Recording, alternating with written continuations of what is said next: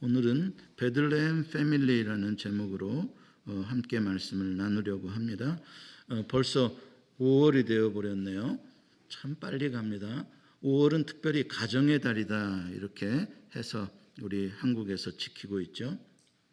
여러분, 왜 가정이 소중하다고 생각하십니까? 가정이 다른 어떠한 기관이나 조직보다 더 소중한 이유가 무엇일까? 그것은 가정만이 줄 수 있는 선물이 있기 때문에 그렇습니다. 가정이 줄 수 있는 가장 고귀한 선물이 무엇인가? 그것은 바로 품어줌입니다. 아기가 엄마의 자궁 속에 깊이 품어져서 그곳에서 엄마의 사랑과 엄마의 따뜻한 영양을 공급받고 성장해서 아름다운 생명으로 출생을 하게 됩니다. 출생 이후에도 몸은 떨어져 있어도 우리의 마음은 늘 엄마의 품에 있습니다. 그리고 자라나면서 새로운 가족들을 만나게 되고 사람들을 사귀게 되고 그들과 서로 마음을 나누고 서로 품어주고 품겨지면서 우리는 행복을 누리게 되는 것이죠.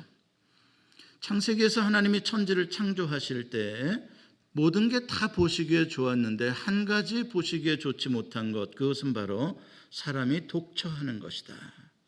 혼자 있는 모습이 좋지 못하다.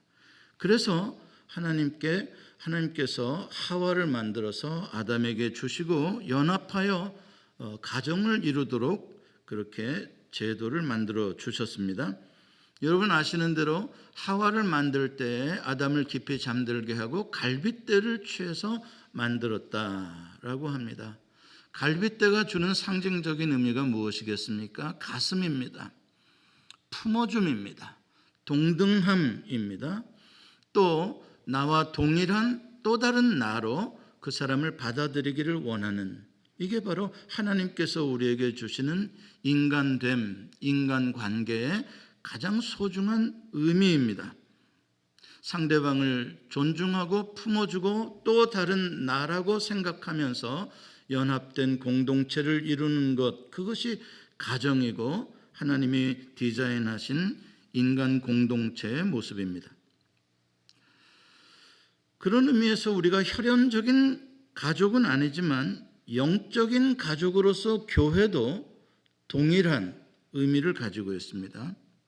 교회 안에도 언제나 우리를 이 모습 그대로 받아주시고 품어주시는 사랑의 성부 하나님이 계시고 성자 예수님이 계시고 성령 하나님이 따뜻하게 우리의 마음을 감싸 주십니다. 또 이곳에는 예수의 피로 하나가 된 형제 자매들이 있습니다. 마태복음 12장에 보면 예수님께서 제자들에게 누가 내 모친이며 내 형제들이냐라고 물으시면서 누구든지 하늘에 계신 내 아버지의 뜻대로 하는 자가 내 형제요 내 자매요 내 어머니니라. 영적 가족의 의미로 예수님께서 확장하신 말씀을 해주셨습니다. 그러고 보면 혈연적인 가정 공동체는 어떤 면에 있어서 영적인 교회이고 또 영적인 교회는 하나님께서 우리에게 주신 혈연 공동체와 같은 패밀리입니다. 그래서 우리가 행복하게 살려면 가정이 교회 같고 교회가 가정 같을 때 우리는 행복함을 누릴 수가 있는 것이죠. 저는 오늘 본문을 통해서 그런 행복한 공동체의 모습을 한번 생각해 보려고 합니다. 오늘 본문은 여러분들 잘 아시는 대로 성탄절 때 주로 읽혀지는 본문입니다.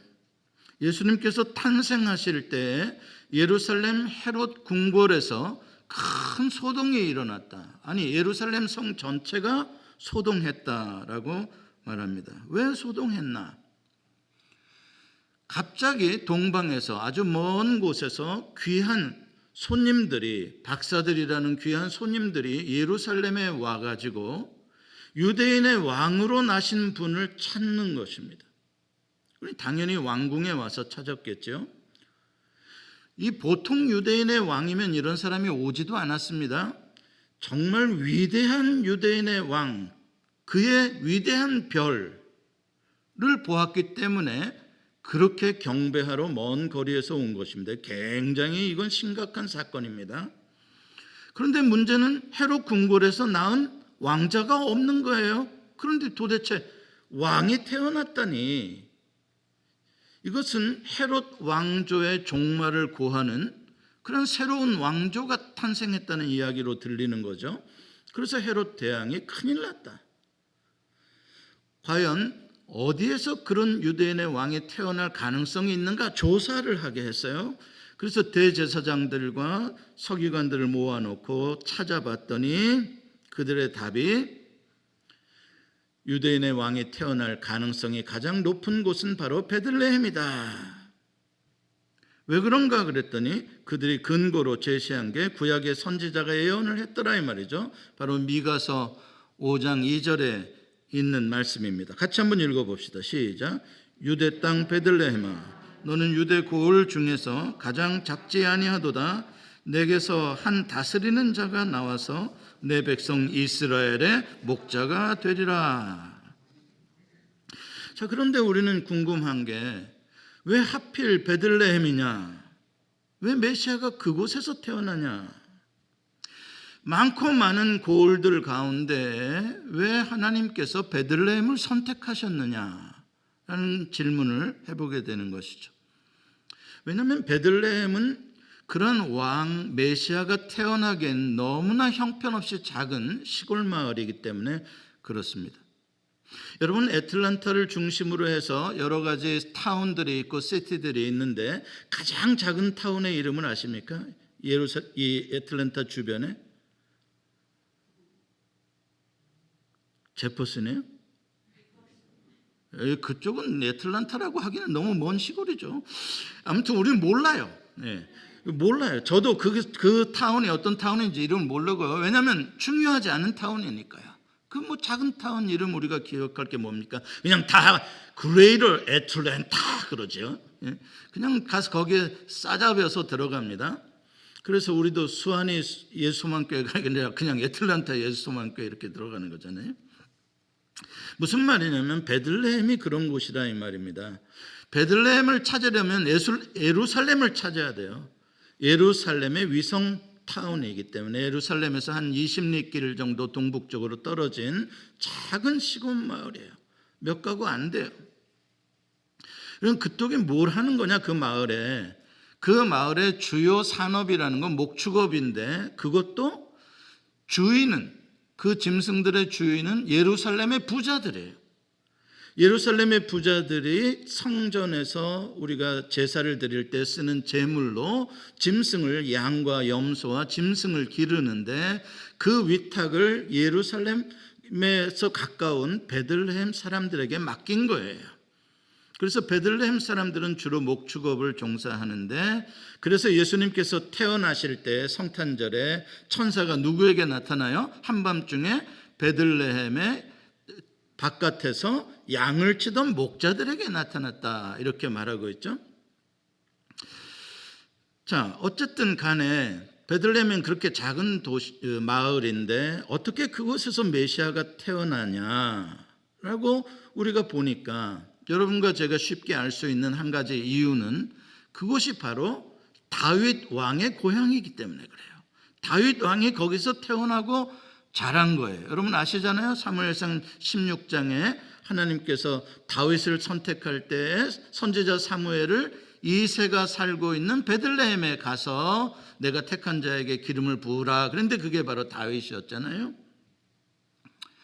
자, 그리고 이사야 11장 1절에 보면 메시아에 대한 이런 예언의 말씀이 나와요. 이새의 줄기에서 한 싹이 나며 그 뿌리에서 한 가지가 나서 결실할 것이요. 자, 이스라엘의 역사에서 왕손이 태어나는 곳이라고 말할 수 있는 것, 바로 이새의 후손으로서 다윗과 그 후손으로서 장차 오실 메시아가 태어날 수 있는 고향 땅이 어딜까? 그게 바로 베들레헴이다. 자, 그런데 아직도 왜 베들레헴에서 메시아가 태어나야 하는가에 대한 완전한 우리가 답은 얻지 못했어요. 왜냐하면 왜 다윗 왕은 베들레헴 출신인가에 대한 질문을 또 해야 되니까요. 많고 많은 고을 중에 왜 다윗은 베들레헴 사람이냐, 그렇죠? 왜 하나님께서는 그렇게 보잘것없는 가장 작은 시골 마을 베들레헴을 선택하셔서 왕들이 태어나는 마을로 삼으시는가? 그 이유를 살펴보려고 하니까 구약의 룻기가 바로 그 베들레헴에 대한 이야기를 가지고 있어요. 왜냐하면 다윗의 아버지가 이새고 이새의 아버지가 오벳이고 오벳의 아버지, 즉 다윗의 증조 할아버지가 보아스라는 사람인데 보아스라는 사람이 바로 이 베들레헴 사람이라. 그게 바로 베들레헴이 왜 소중한지 그 이유가 거기에 나옵니다. 여러분 룻기의 이야기를, 룻의 이야기를 한번 상상해 보십시다. 룻기가 처음 시작될 때 1장에 1절에 제일 먼저 나오는 말씀은 뭐냐면 유대 땅에 흉년이 들어입니다. 유대 땅이라는 것은 베들레헴을 포함하고 있는 거죠. 흉년이 들어서 먹고 살기가 어려워지니까 엘리멜렉이라는 사람이 자기 아내 나오미와 자기 아들 둘을 데리고 이방 땅 모압으로 이민을 갔다. 이렇게 이제 시작이 되는 거예요. 이 이야기인즉슨. 여러분 생각해 보십시다. 베들레헴에 흉년이 들었으면 엘리멜렉 가정만 힘들었겠습니까? 아니면 베들레헴 사람 다 힘들었겠습니까? 베들레헴 마을, 크지도 않은 마을의 다른 가정이라고 해봐야 다 씨족들이고 친족들입니다. 그렇지 않겠습니까? 다 가까운 친척들이죠. 그런데 그들을 버려두고 어려울 때 콩이라도 나누어 먹어야 되는 때에 그들을 버려두고 엘리멜렉과 나오면 어떻다고요? 우리라도 나가서 이방 땅이든 어디든 가서 우리라도 살아볼 거야. 상당히 이기적이도 얄밉죠. 좋게 볼 수가 없는 겁니다. 그거는. 어쨌든 그래서 모압 땅까지 갔으면 잘 살아야 됐는데 불행하게도 엘리멜렉이 죽고 두 아들까지 죽어버렸어요. 근데 거기서 두 아들이 장가를 들었는데 며느리들이 자식도 낳지 못하고 청산과부가 된 거예요. 그래서 거기에 과부 셋 나오미와 그 며느리 둘이 얼마나 어렵게 살았겠냐고요. 예루살렘, 베들레헴, 유대 땅은 가뭄이 들었는데 모압은 그렇게 살기 쉬웠겠습니까? 정말 쉽지 않은 삶을 살았을 거라고요. 그러고 살고 있는데 어느 날 베들레헴에 대한 소식이 들려온 거예요. 이번엔 좋은 소식이 들렸어요. 여호와께서 자기 백성을 돌보사 그 땅에 양식을 풍성히 주셨다는 소식이 들린 거예요. 와, 그러고 보니까 베들레헴은 흉년 들어서 못 살 땅, 떠나야 될 땅이 아니라 그 땅에 사는 사람들은 여호와께서 돌보시는 백성들인 거예요. 그 땅은 여호와께서 복 주시는 여호와의 땅이었던 거예요. 그런데 힘들다고 그 땅을 버리고 이방 땅에 왔던 거죠. 나오미가 알았어요. 우리가 잘못했구나. 그때 힘들었어도 참고 공동체와 함께 어려움을 이겨냈어야 됐는데 우리만 잘 살겠다고 이방 땅에 왔다가 우리가 하나님께 참 많이 혼났구나, 매맞았구나. 그리고 나오미가 용기를 내서 그래도 마지막 희망을 고향에 두고 뼈라도 거기서 묻자. 그래서 베들레헴으로 돌아오기로 결심을 하고 며느리들은 다 모압 여자들이니까 너희들은 모압 땅에 살아라. 나만 내 고향으로 갈란다. 근데 룻이 끝까지 따라왔죠. 여러분 그런데 나오미가 고향으로 돌아오겠다라고 생각할 때 절대 쉽지 않은 결정이었을 거라는 걸 여러분들 아시죠? 다 망해먹고 잘 살아보겠다고 그냥 고향 친척도 다 버렸던 사람이 다 망해먹고 아들들 다 죽고 신랑 남편 죽고 늙어서 빈털터리가 되어서 초라한 행색으로 다시 고향으로 돌아간다. 저 같으면 못 갈 것 같아요. 네, 그냥 모압에서 죽고 말지. 너무 창피하고 너무 부끄러워서 못 갈 것 같아. 그런데 나오미는 그럼에도 불구하고 마지막 삶의 희망을 하나님께서 돌보아 주시는 백성이 사는 그 공동체에 희망을 두고 간 것이죠. 베들레헴에 들어올 때 베들레헴 사람들이 나오미를 보고 깜짝 놀란 거예요. 이 사람이 진짜 나오미냐? 전에는 이렇게 늙지 않았는데, 전에는 이렇게 메마르지 않았는데, 그 고왔던 나오미가 어떻게 이런 모습으로 몰골로 행색으로 거의 거지가 돼가지고 주름이 가득하고 병색이 짙은 얼굴로 다시 돌아왔냔 말이죠. 베들레헴 사람들이 놀란 거예요. 그러니까 나오미가 말을 합니다. 나를 나오미라고 이제 부르지 말아라. 나 옛날 나오미 아니야. 나를 이제부터는 마라라고 불러라. 쓰디쓴 마라. 인생에 정말 쓴물밖에 남지 않은 여인 마라라 부르라. 왜냐하면 전능자가 나를 심히 괴롭게 하셨음이니라. 하나님한테 많이 맞았다 우리. 많이 혼났다. 그러니 어떻단 말이에요? 나를 욕하지 말고 내가 이미 내 벌을 받았으니 나를 좀 불쌍히 여겨달라. 그런 말이죠. 자, 그런데 이제 문제는 과연 이 베들레헴 공동체의 사람들이 이 나오미를 정말 불쌍히 여겨줄 것인지 아니면 구박할 것인지 무시할 것인지. 나오미는 그렇다 치고 모압 여자인 룻은 과연 어떻게 대해줄 것인지, 인종차별을 하고 편견과 조롱으로 대해줄 것인지 아닌지, 이게 바로 룻기가 가지고 있는 가장 중요한 주제가 되는 것이죠. 이렇게 1장의 스토리가 끝나고 나면 이제 2장부터 4장까지 과연 베들레헴 사람들이 이 나오미와 그의 며느리 룻을 어떻게 대해주는가에 대한 이야기가 나옵니다. 거기에 등장하는 베들레헴 사람의 대표가 바로 보아스라는 사람입니다. 보아스가 등장하죠. 이삭이라도 주어서 시므를 공경하려고 룻이 밭에 나왔는데 누구 밭인지도 모르고 가서 이삭을 줍는데 마침 그 밭의 주인이 보아스라는 사람이에요. 보아스가 와서 보니까 낯선 이방 여자가 와서 이삭을 줍고 있는데 금방 알아봤어요. 보아스는 아마 저 여자가 바로 나오미가 데려왔다는 모압 여자인가 보다. 그리고 그 여자 모르게 일꾼들에게 저 여자를 건들지 말고 저 여자에게 물을 마시게 하고 더 곡식을 많이 가져갈 수 있도록 심지어는 단을 묶은 데에서 뽑아가지고 곡식을 뽑아서 흘려줘라. 그래서 많이 가져가게 해줘라. 얼마나 정말 상상할 수도 없는 너그러운 마음으로 그 여자를 대해 주었어요. 보호해 주었어요. 룻기 2장 12절에 보아스가 룻을 이렇게 축복하는 말을 합니다. 같이 한번 읽어보죠. 시작.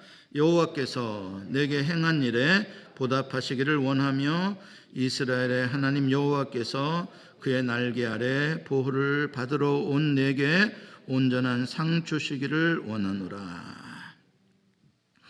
여기 정말 감동적인 위로가 있는 말이에요. 룻이 시므에게 시어머니 나오미에게 행한 것에 여호와께서 보상해 주기를 원한다.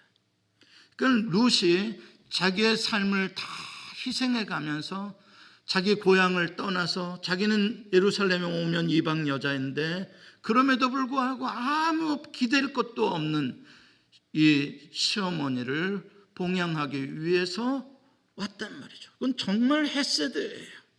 정말 놀라운 사랑이에요. 그것에 대해서 여호와께서 너에게 갚아주시기를 원한다. 그러니까 보아스는 룻이 왜 이 땅에 왔는지에 대해서 너무 신앙적으로 아름답게 해석을 해준 거예요. 뿐만 아니라 베들레헴에 온 것에 대해서 뭐라고요? 여호와의 날개 아래 보호를 받으러 온 것이라고 해석을 해준 거예요. 먹고 살 거 없으니까 기어들어왔구만이 아니라 여호와의 날개 아래 보호를 받으러 왔구나. 믿음으로 왔구나. 그 말이 얼마나 이 룻을 감동하게 하고 위로를 주었을지 우리는 압니다. 여호와의 날개 아래 세상에 환난당하고 세상의 삶의 소망이 끊어진 자들이 가장 안전하게 보호받고 쉬고 치유되고 다시 생명을 회복할 수 있는 곳, 여호와의 날개 아래, 그곳을 찾아왔다요. 그렇게 보아스가 해석을 해준 거예요. 그러니까 보아스의 말대로 하면은 베들레헴이 어디라는 거예요? 여호와의 날개 아래에 해당되는 장소가 베들레헴인 거예요. 자, 이 베들레헴에 그러면 우리가 봅시다. 거기에 보면 시어머니에게 헤세드를 베푼 이방 여자 룻의 헤세드가 있고, 하나님 여호와의 헤세드가 있고, 베들레헴 사람들을 통하여 그 헤세드를 갚아주는 베들레헴의 헤세드가 있는 거예요.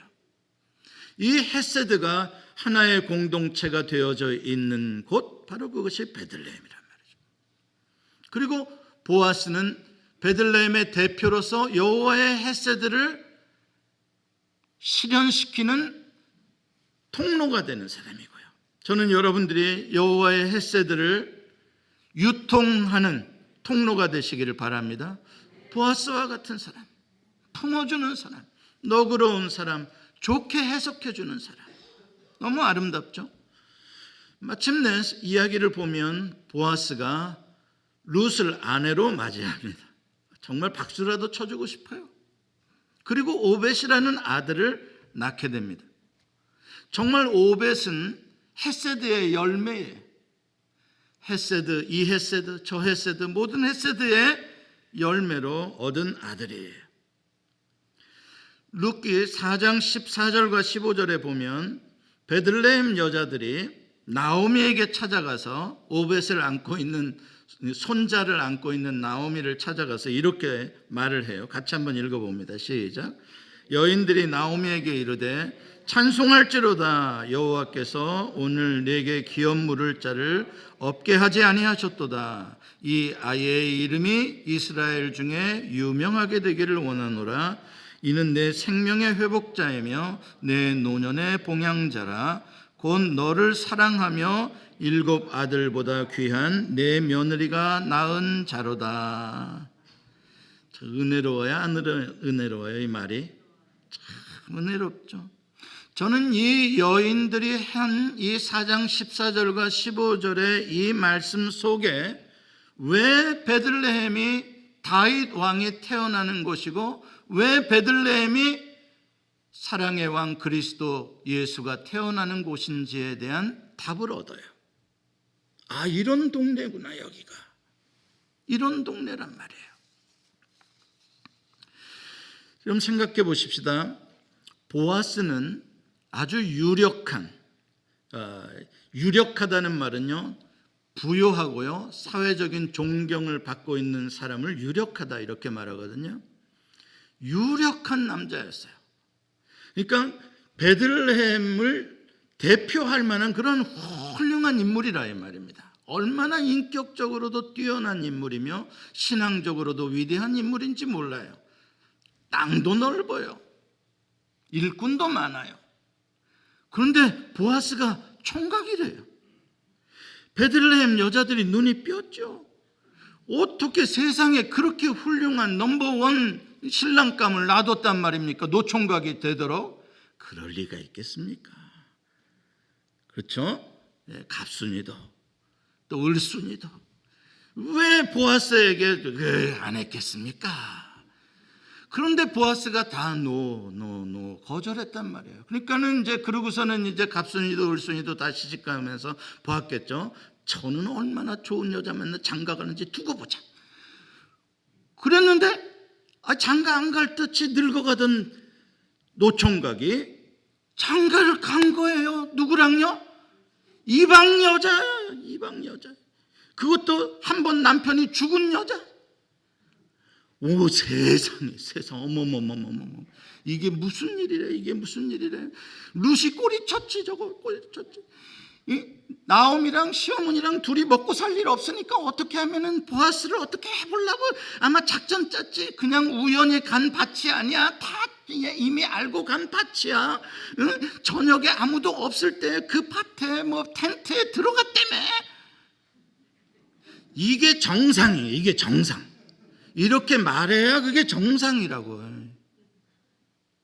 그런데 놀랍게도 이 공동체에서 룻기 전체를 읽어봐도 어느 누구 하나가 나오미를 욕하거나 룻을 욕하는 사람이 없어요. 시기하거나 질투한 사람이 없어요. 오히려 아들을 낳으니까 이 아들을 축복해 주는데 이스라엘의 유명한 사람이 되기를 원하노라. 그 축복이 다윗 왕을 만들지 않겠어요? 룻을 축복해 주고 칭찬하는데 뭐라고 칭찬해요? 시어머니를 사랑하던 여자, 7 아들보다 귀한 며느리. 세상에 이방 여자를 이렇게 칭찬해 주는 공동체가 어디 있단 말이에요. 7 아들보다 귀한 며느리다. 저 사람이 그냥 이방 여자 아니다. 팔자가 사나운 여자 아니다 말이에요. 이렇게 베들레헴 사람들이 갈 곳 없고 모든 걸 다 망해먹고 실패하고 절망해서 들어왔던 이 불쌍한 두 과부를 품어줬다 이 말이에요. 그게 바로 베들레헴 사람들의 헤세드, 그게 바로 베들레헴 패밀리. 헤세드의 사랑으로 모두 다 한 가족처럼 보듬어주고 존귀하게 여겨주고 높여주고 베풀어주는 공동체. 비난받을 만한 이유가 많이 있지만 그렇잖아요. 나오미는 공동체를 버리고 흉년 들었다고 잘 살아보겠다고 떠났던 사람 아니에요. 전과가 있던 여자 아니에요. 그럼에도 불구하고 한마디 말도 하지 않고 다 덮어주고 지난 과거 다 덮어주고 함께 다시 시작할 수 있도록 함께 다시 살아갈 수 있도록 격려해주고 품어준 베들레헴이 새로운 생명을 싹 트는 메시아 왕을 싹 트는 자궁이 되고 있는 거예요. 헤세드의 자궁. 사랑하는 성도 여러분, 저는 여러분들의 가정이 베들레헴 패밀리가 되시길 바랍니다. 여러분들의 가정도 얼마나 공부 잘하냐로 평가할래요? 여러분들의 가정도 세상처럼 내 남편이 얼마나 돈을 많이 버느냐로 평가할래요? 그러면 그게 무슨 가정이에요? 서로 거래하며 사는 거죠. 가정은 그거 아니에요. 가정은 연약한 것을 품어줄 수 있는 곳이 가정이에요. 공부 못해도 내 새끼가 제일이다. 돈 많이 못 벌어도 내 남편, 너의 아버지가 제일이다. 그게 가정이어야 하는 거예요. 여러분, 새들이 하루 종일 아침부터 일어나서 날아다니며 일을 하고 바쁘게 살다가 저녁 되면 새가 어디로 갔는지 하나도 안 보여요. 새소리가 들리지도 않아요. 그런데 아침 되면 또 그 새가 어디서 있다가 나와요. 어디가 있었겠어요? 밤새도록. 그 어두운 밤, 비 오는 밤, 추운 밤 둥지 속에 들어가 있었잖아요. 그 새, 외로운 새를 품어줄 수 있는 그 곳에 있기에 다음날 또 새로운 힘으로 다시 리차지가 돼서 노래하며 또 창공을 날아다니며 곤충을 잡아 자기 새끼들을 먹여 살리는 일을 하는 것처럼 여러분들의 가정도 헤세드의 둥지가 되어서 남편도 위로를 얻고 일하고 피곤했던 아내도 위로를 얻고 좀 모자르고 공부 못할지 모르고 말썽꾸러기일지 모르지만 그 아이도 사랑받고 칭찬해주는 공동체. 저는 우리 예수소망교회가 그런 예루살렘 패밀리가 되기를 원합니다. 저는 하나님이 교회를 디자인하신 이유가 거기 있다고 생각해요. 왜? 인간은 엄마도 자기 자식을 버리는 비정할 때가 많이 있거든요. 가정이 파괴되어서 쉴 곳이 없는 둥지가 없는 사람들이 너무 많거든요. 남편들도 어디 갈 곳이 없어서 차라리 그냥 서울역 지하실에서 그냥 노숙하는 게 내가 편하겠다. 친구도 싫고 자녀도 싫고 다 싫다. 갈 곳이 없다. 나 같은 사람 가봐야 질시하고 멸시하고 이런 세상 속에 새로운 영적인 가족으로 그들을 맞아주기 위하여 하나님께서 예수의 헤세드의 보혈로 만들어주신 공동체, 돈이 많은 사람이나 적은 사람이나 많이 배운 사람이나 못 배운 사람이나 성공한 사람이나 실패한 사람이나 다 하나님의 자녀로 존귀하게 여겨주는 공동체로 교회를 세워주신 거예요.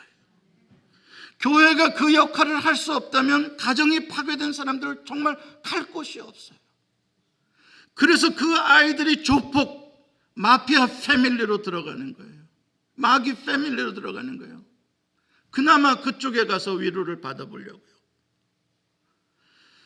사랑하는 성도 여러분, 교회가 생각해 보십시다. 누가 교회에 새로 왔어요. 뭐 하는 여자래? 좀 이상한 거 아니야? 옷 입은 게 이상하던데? 여러분 생각해 보세요. 뭐 이러한데 뭐 어느 교회 다니다가 뭐 이래가지고 또 어디 갔다가 뭐 안 돼가지고 또 왔대. 자, 이런 공동체 어떻게 허물 있고 어떻게 이곳에 와서 쉼을 얻고 이곳에서 새롭게 인생을 출발하고자 하는 사람들이 어떻게 이곳에 있겠냐고요. 그들의 나를 쳐다보는 그런 이상한 눈빛들, 위아래부터 훑어보는 눈빛들을 어떻게 감당하겠냐고요. 연약한 사람들이. 이건 교회가 아니죠. 어떻게 하면 모여서 335 모여서 커피 마시러 가자. 커피를 마시러 가서 뭐 하려고? 김집사는 왜 그래? 이 집사는 왜 그래? 이 집사는 왜 그래? 계속 그 이야기하는. 어쩌라고요? 여러분, 나오미와 룻이 예루살렘에 왔을 때 예루살렘 커피숍에서 만나가지고 나오미가 왔다? 나오미가? 뭐 들라고 왔대? 여러분 상상할 수도 없어요. 어떻게 사냐고요, 그 동네에서요. 사랑하는 성도 여러분, 여러분들은 제발 그런 분들 되시지 말기를 바랍니다. 저는 우리 예수 소망교회가 교회가 크고는 중요하지 않아요. 작은 교회든 큰 교회도 사람을 품어줄 수 있고 칭찬해 줄 수 있고 새로 시작할 수 있으면 좋은 교회고, 작은 교회도 그런 일을 못하면 나쁜 교회인 거예요. 앞으로 여러분들 어떤 교회 만들기를 원하세요? 막 사람들 많이 밀려오는 교회요? 아니요. 그런 교회 중요한 거 아니에요.